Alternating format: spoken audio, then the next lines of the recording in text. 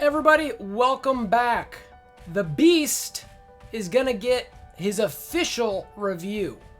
Like I mentioned in some of my other character review videos, the Envoy stuff that we had did not have Stark Tech in it, which means the stats for Beast are better than anticipated. So we will go over that. We will show where he's at. We will go over his kit. Kit first, stats later, and give our final review. So is he still gonna be a little lackluster, or is he gonna be able to bring some things together? We'll see. I mean, the X-Men are about being a team, right? So it is about kind of the team synergy. So sometimes it's tough to do those individual character reviews and stuff like that, but we'll try to touch upon it. So anyway, how about we just do the kit and stop talking about it? Go. Beast mode.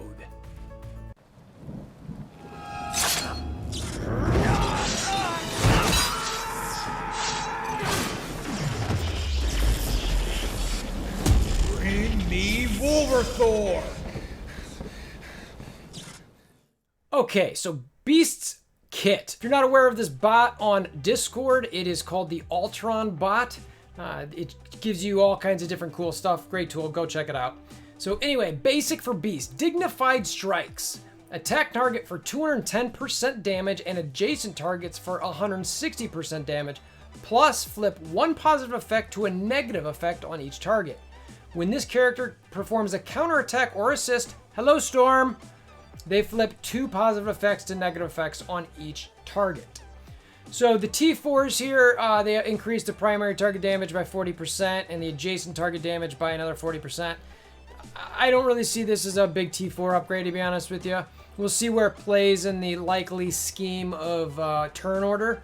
But this is all about attacking some primary and adjacent targets and flipping positive effects. That's pretty much it. Now, I will say that when he assists, basically Storm, or assists in general because of Storm, I should say, that there's going to be the opportunity to flip two positive effects. So that's pretty cool. It's RNG dependent, which I don't love. I really like to kind of bring like stuff I'll know into the game.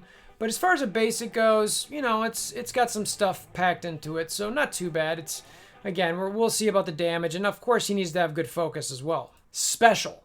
Volatile Experiment. Now this appears like it could be your first turn ability if it's needed, okay? So it's a short cooldown, which is awesome.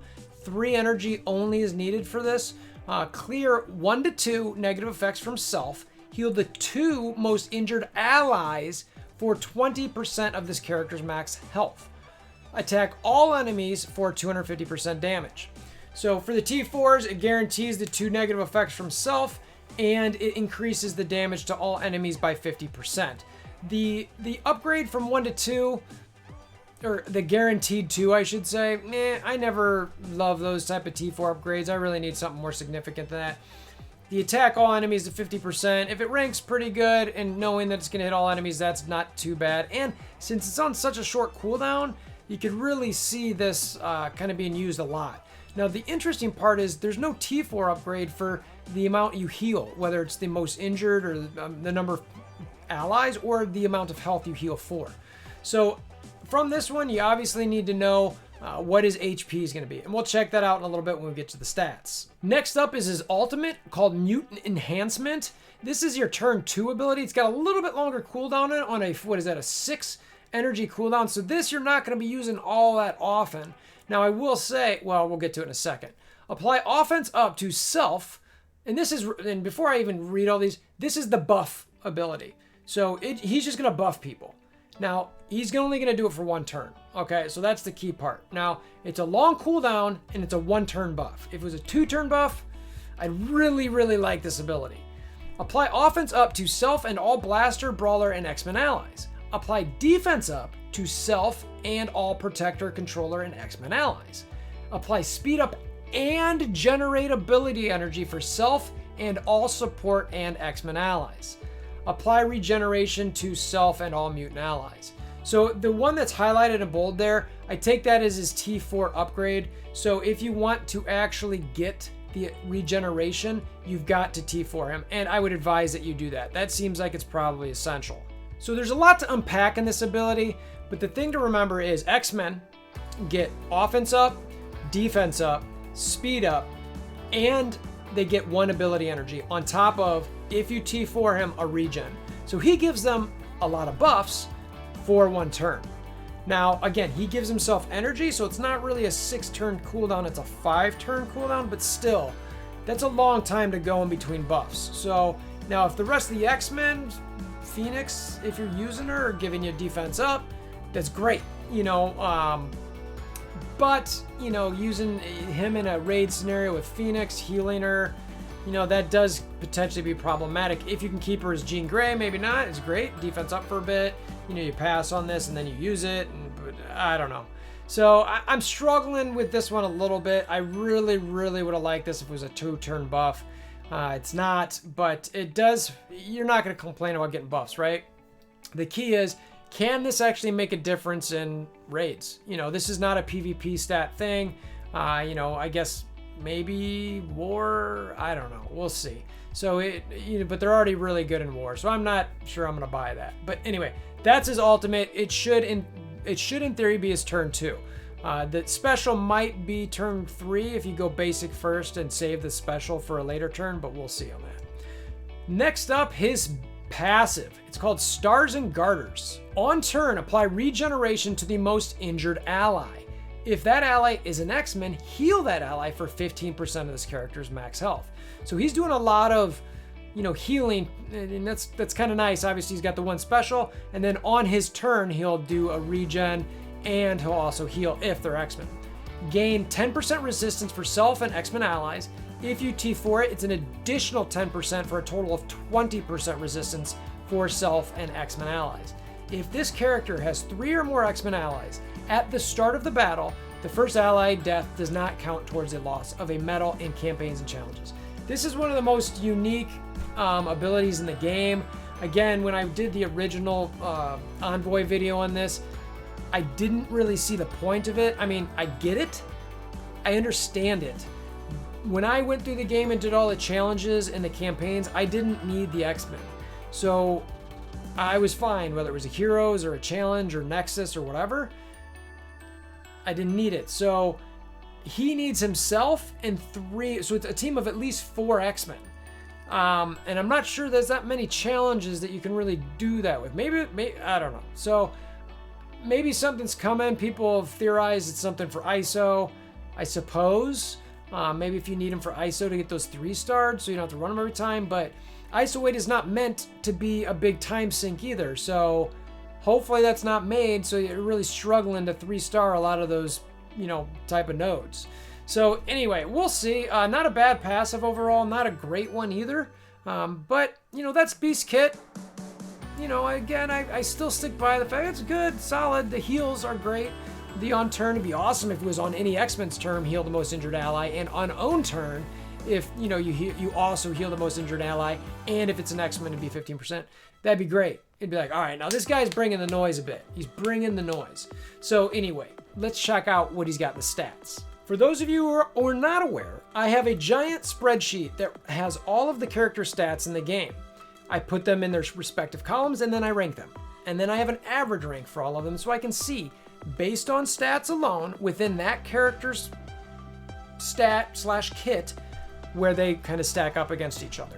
Now I pull these from msf.gg and I have a baseline. My baseline is level 75, 7 yellow stars, 4 red stars, T14, because T14 is important to know because there is a significant jump in stats from T13 to T14. So you really want to see where they compare at that level.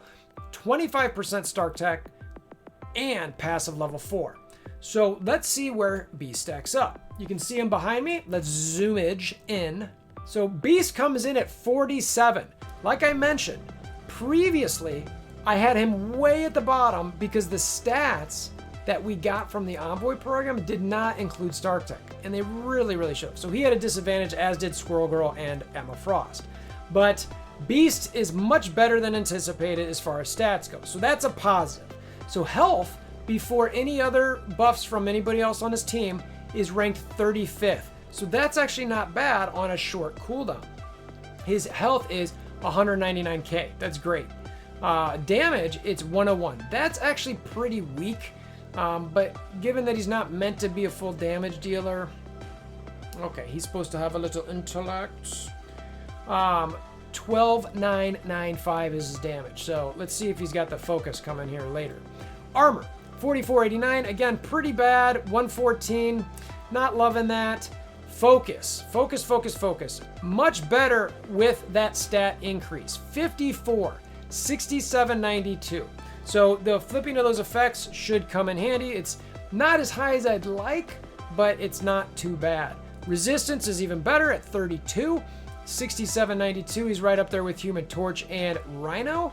And his speed is 26th in the game at 116. So he's a little bit slower than Mystique, but she's pretty quick. So, you know, if Beast here can get multiple turns going and getting that special used often, then I could see him having a use. But I mean, for someone, his HP is good. For someone I need to stick around, I would wish that his armor was slightly better. Now, again, you know, in theory, Colossus should be in there protecting him, so maybe it might be okay. And then we got his overall average stat rank here at 60.3. So, all in all, he's not as bad as originally thought. It's good to see that his stat numbers are better when you give it that Star Tech. Now, I will say that, you know, if you don't have a high Star Tech on it, that will impact you a little bit, but most of the folks who are probably trying to get Beast at this point in the game have their alliances a little bit further along. So anyway, that's what I got to say about Beast. Let's do a quick outro to get this guy behind us. So Beast. It's really going to be about how he plays with all of the X-Men. That's really what this is going to be about. Is he going to bring them the ability to be sustainable on raids? The part that I don't love is that I don't see Phoenix joining this team, because if she dies, Jean Grey that is, you have to res to heal her. Now, I'd like that defense up. Okay, so, you know, you want that for Colossus, you want that to protect your team. If she's not there and you've got Beast on a longer cooldown for his ultimate and it's only a 1-turn defense up, okay, things change a lot. So, you know, Colossus is a very different character without defense up. So, look, I still don't love this. I'm hoping that they look, there is so many X-Men in the game. I'm hoping they introduce another X-Men that might help the raid team in place of Phoenix, where you'll have, you know, maybe it's Iceman. And Iceman gives a bunch of barrier because, I don't know, that's what Frost people do. Anyway. So, you know, look, Beast is better than what I had originally said, stat-wise only. I'm still a little sour on him, but once we get the chance to play with him and kind of see how the turn order goes and see if you know what, actually, I still think they need to add somebody in the game. I just do. They need some energy generation and some more defense up outside of a 1-turn, 5/6 turn cooldown. That's my opinion. I'd love to hear what you guys think about it. I love X-Men. I want them to be better, but they're going to sell no matter what. So I'm not sure that we're going to get a great X-Men secondary stats here. So, or secondary characters. I don't know. I'll keep my hopes up. Anyway, appreciate you guys stopping by. Come by the Discord. Links in the description below. I want to hear what you guys have to say about this team. What do you think about his stats? They are better than what we originally thought, which is great. But are you thinking they're going to be a fantastic raid team, arena, anything? Tell me what you think. Is Beast going to play any role outside of raid at all? I don't know. I don't think so. But I want to hear what you have to say about that, okay? So anyway, enough of this. Please share with your alliance mates. Hammer down on that like button.